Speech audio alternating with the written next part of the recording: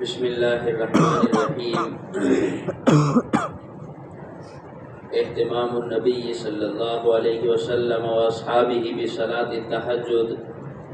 اخرج ابو داود وابن خزیمہ عن عبد الله بن ابی قیس رضی اللہ عنہ قال قالت عائشة رضی اللہ عنہا لا تدع قیام اللیل فإن رسول اللہ صلی اللہ علیہ وسلم كان لا يدعه وكان اذا مرض او كسل صلى قاعدا كذا في الترغيب۔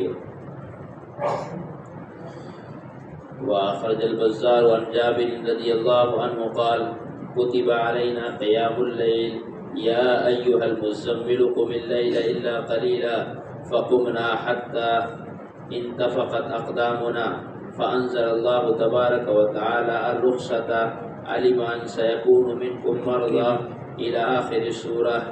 قال الحيثمي وفيه علي بن زيد وفيه كلام وقد وثق انتهى۔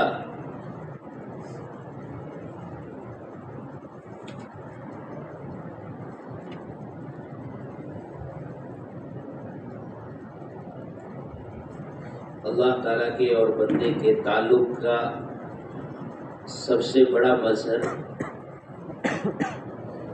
وہ تہجد کا اہتمام اور قرآن پاک کی تلاوت کا اہتمام ہے۔ میں دین کی دعوت اور دین کی محنت میں لگ کر اور تعلیم و تعلم کی اور علم کی محنت میں لگ کر اللہ سے کتنا قریب ہوا اور اللہ تعالیٰ کا تعلق اور اس کا قرب مجھے کتنا حاصل ہوا، اس کا اندازہ میں ایسے لگا سکتا ہوں کہ میرا تہجد کی نماز میں اور قرآن پاک کی تلاوت میں کتنا دن لگتا ہے۔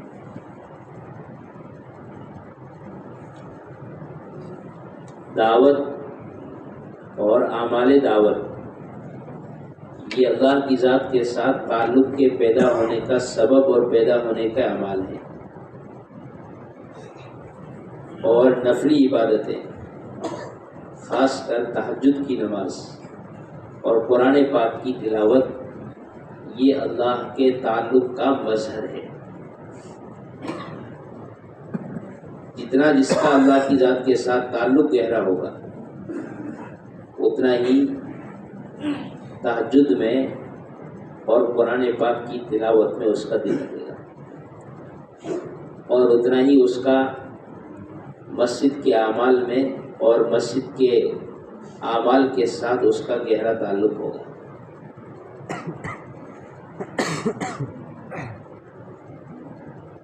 ایسا نہیں ہے کہ تہجد کی نماز ایک نفل ہے، وہ تو صرف امت کی آسانی اور اس کی رخصت کے لیے تہجد کو فرضیت سے ہٹایا گیا ہے، ورنہ اس کا مقام اور اس کی اہمیت آج بھی فرضیت سے کم نہیں ہے۔ دائی اپنے میدان دعوت میں اور اپنے میدان عمل میں تہجد کے اہتمام اور قرآن کی تلاوت کے بغیر میدان محنت میں باعتبار حقیقت کے آگے بڑھ ہی نہیں سکتا۔ ایسا نہیں ہے کہ ایک نفل ہے چھوٹ جائے تو کوئی بات نہیں، ہر کام کرنے والے کو تو تہجد اپنے اوپر فرض کر لینی چاہیے، اس لیے کہ اللہ تعالیٰ نے ابتدائی زمانے میں صحابہ پر تہجد کو فرض کرا دیا۔ جب صحابہ تہجد میں اپنے آپ کو خوب لگانے لگے اور خوب تھکانے لگے اور تہجد ان کی عادت بن گئی تو پھر شریعت نے رخصت دے کر اس کی فرضیت کو ختم کیا ہے، اس کی اہمیت کو کم نہیں کیا۔ تہجد کی اہمیت آج بھی وہی ہے اور قیامت تک رہے گی۔ انسان دن بھر کے کاموں میں اللہ کی مدد اور نصرت حاصل کرتا ہے تہجد کے اہتمام سے۔ خلفاء راشدین کا معمول یہ تھا، اپنے کام کرنے والی جماعتوں کو جب روانہ کرتے تھے تو انہیں دو چیزوں کی تاکید فرماتے تھے، تہجد کے اہتمام کی اور قرآن پاک کی تلاوت کے اہتمام کی۔ اور آج اللہ معاف فرمائے ہمارا عملہ سب سے زیادہ انہی دو بنیادوں سے غافل نظر آتا ہے۔ یہ اللہ کے تعلق کی کمی کی بات ہے۔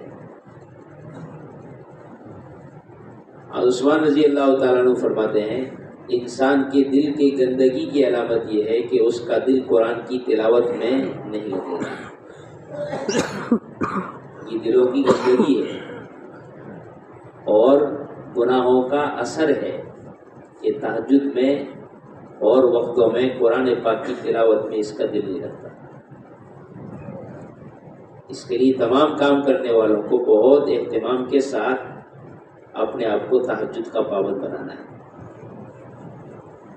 خصوصاً رمضان مبارک کا مہینہ آ رہا ہے تو یہ رمضان مبارک کا مہینہ غفلت کے ساتھ گزارنے کا نہیں ہے، بلکہ دعوت و عبادت دونوں کو جمع کر کے گزارنے کا مہینہ ہے۔ ابو عیسیٰ رحمۃ اللہ علیہ فرماتے تھے جیسا رمضان گزرے گا ویسا سارا سال گزرے گا۔ اگر رمضان غفلت کے ساتھ گزرا تو اس کی غفلت کا اثر یقیناً سارے سال رہے گا،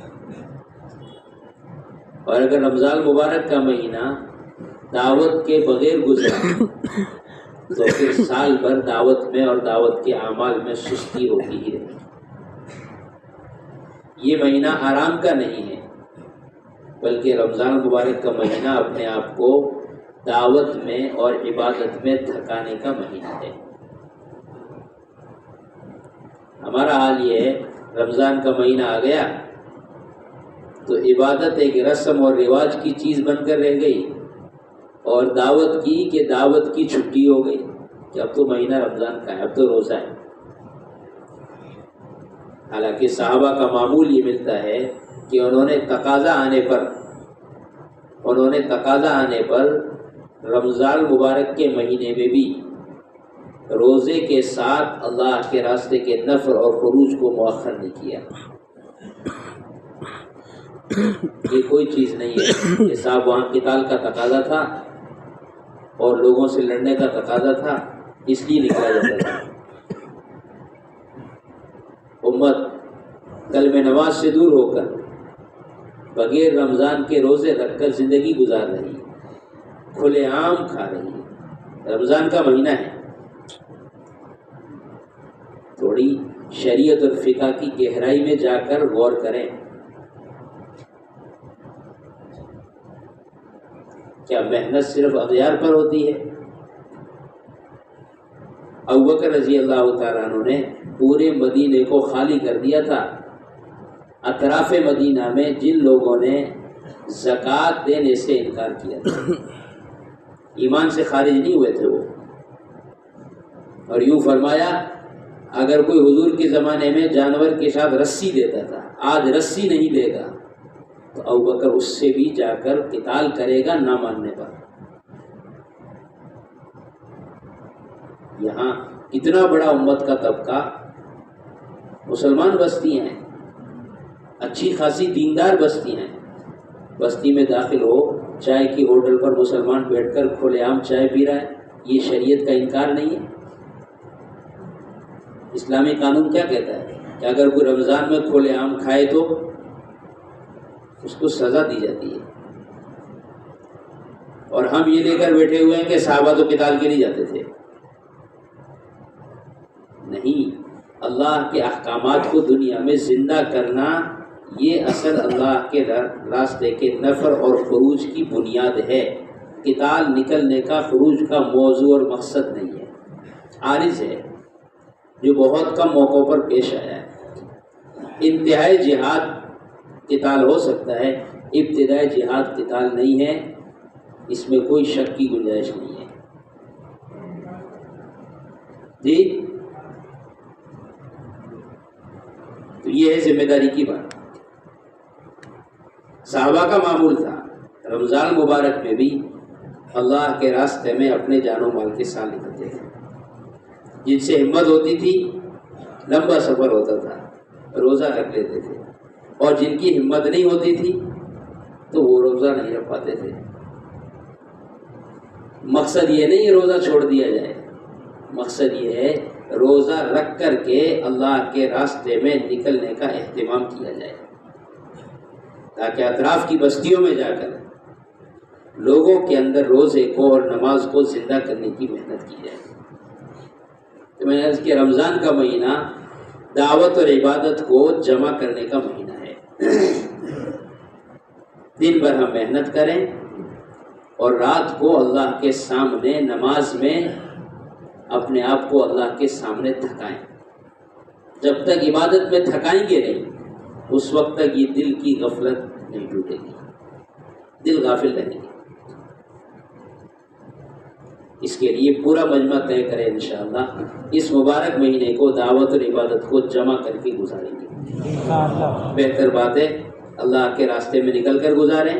مقام پر ہیں تو اگر ہر مہینے ہم 3 دن لگاتے ہیں تو اس مہینے میں کم سے کم 3 دن 3 مرتبہ 4 مرتبہ اہتمام کے ساتھ نئی جماعتیں بنا کر لگائیں۔ جس مجمع کے پیچھے ہم پھرتے ہیں سال بھر، اس مبارک مہینے میں وہ سارا مجمع مسجدوں میں ہوتا ہے۔ اگر ہم نے ان کو یہاں میدان محنت نہیں بنایا تو بقول علامہ رحمۃ اللہ علیہ کے یہ عبادت ایک رسمی اور رواجی ہوگی جو عید کا چاند نظر آنے پر غائب ہو جائے گی۔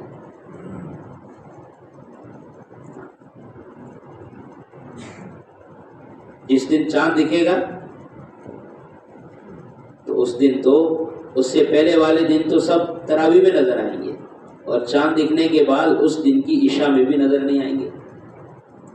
قصور مجمع کا نہیں ہے، قصور ہمارا ہے کہ ایک مہینے بھر کی محنت میں ہم نے اپنے آپ کو محنت کا پابند نہیں بنایا۔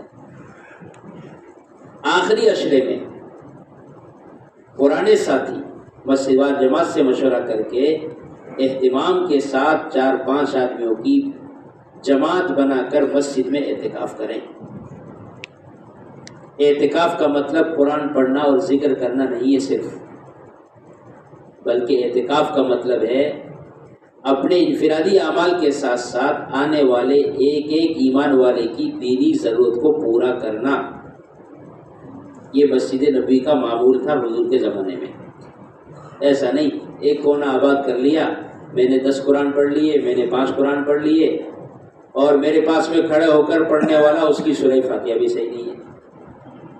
10 قرآن پڑھنا تو بے شک بہت اعلیٰ ہے، لیکن تیرے 10 قرآن پڑھنے سے بہتر ہے تو 3 قرآن پڑھ لیتا، اس کے بقیہ وقت اپنے ساتھ نماز پڑھنے والے کی سورہ فاتحہ سے کرا دیتا۔ ہم گشت نہیں کر سکتے اعتکاف میں رہ کر، جو مجمع آیا ہے اس کو مسجد میں دعوت دیں، اس پر ہم محنت کریں۔ جو اعتکاف میں نہیں ہے ان کی گشت کی جماعتیں بنا کر باہر بھیج کر مسجد کو آباد کریں۔ ابو رحمۃ اللہ علیہ اہتمام کے ساتھ رمضان مبارک میں سارے ملک میں اور ساری دنیا میں خطوط بھیجتے تھے پرانے ساتھیوں کے اپنے مسجدوں میں اعتکاف کرنے کی تردید کے۔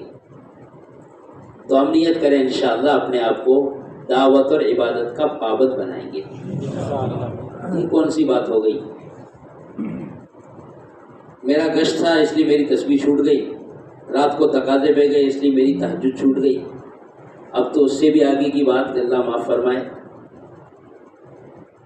میری سنت مؤکدہ چھوٹ گئی کیوں کہ میں تشکیل میں تھا۔ یہ کون سی تشکیل ہے؟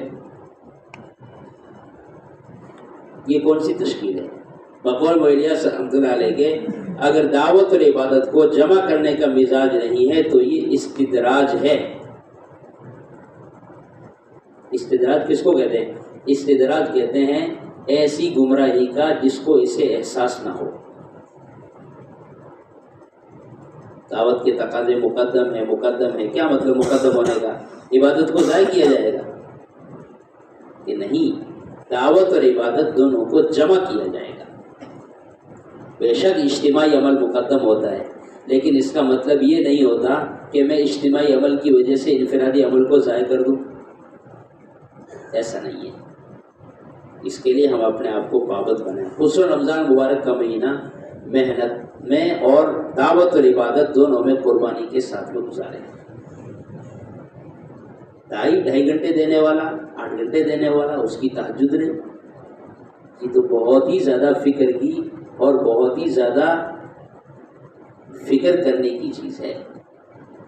میں نے شروع میں عرض کیا تھا دعوت کے ذریعے سے ہمیں اللہ کی ذات کے ساتھ کتنا تعلق پیدا ہوا ہے.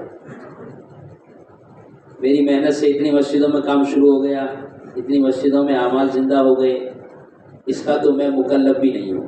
یہ تو اللہ کا فضل ہے، اللہ نے تجھے استعمال کر لیا، ورنہ وہ تو چاہتا تو چوٹیوں سے بھی کام لے لیتا.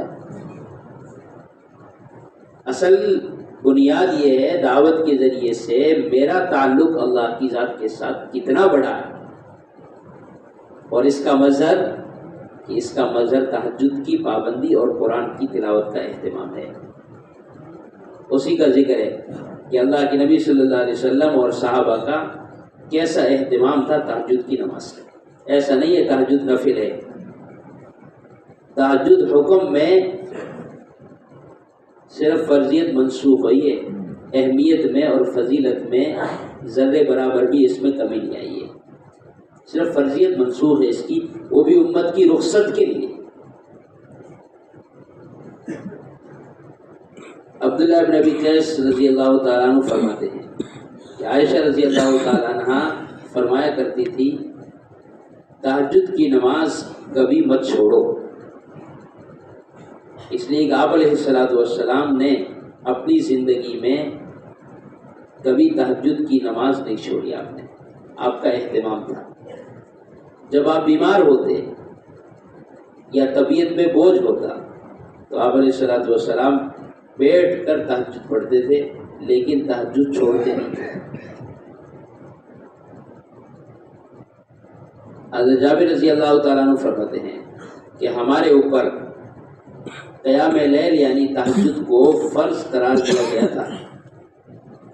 یا ایھا المزمل قم اللیل اس سورت کے نازل ہونے کے بعد تو ہم لوگ رات کو کھڑے ہوتے تھے اللہ کے سامنے، یہاں تک کہ ہمارے قدموں پر ورم آ جاتا تھا اور پنڈلیاں ورم کی وجہ سے پھٹنے لگتی تھی. جب اتنا اہتمام دیکھا تو اللہ تعالیٰ نے اس میں ہمیں رخصت عطا فرمائی. اللہ تعالیٰ نے اس میں ہمیں رخصت عطا فرمائی اور اس کی فرضیت کو منسوخ کر دیا. لیکن اہتمام صحابہ کا وہی رہا ہے. ایسا نہیں ہے کہ فرضیت ختم ہو گئی تو اب معاف ہو گئی. فرضیت اس لیے ختم کر دی گئی کہ اس کو چھوڑنے پر مواخذہ نہ ہو، ورنہ جو قوت اور طاقت انسان کو کام کرنے میں تہجد سے ملتی ہے اس کا تو کوئی چیز بدل نہیں ہو سکتی. اس کے لیے نیت کریں انشاءاللہ اپنے آپ کو دعوت اور عبادت دونوں کا پابند بنائیں گے انشاءاللہ. خصوصاً ہمارے رمضان کا مہینہ جیسے میں نے عرض کیا، ایسی محنت کریں کہ ہمیں سال بھر کے لیے عملہ ہاتھ لگ جائے. کریں گے سب اہتمام انشاءاللہ. اللہ ان کی توفیق عطا فرمائے. اللهم صل على سيدنا مولانا محمد وعلى آل سيدنا ومولانا محمد كما صليت على إبراهيم وعلى آل إبراهيم إنك حميد مجيد. ربنا ظلمنا أنفسنا وإن لم تغفر لنا وترحمنا لنكونن من الخاسرين. اللهم اهدنا واهد بنا واهد الناس جميعا واجعلنا سببا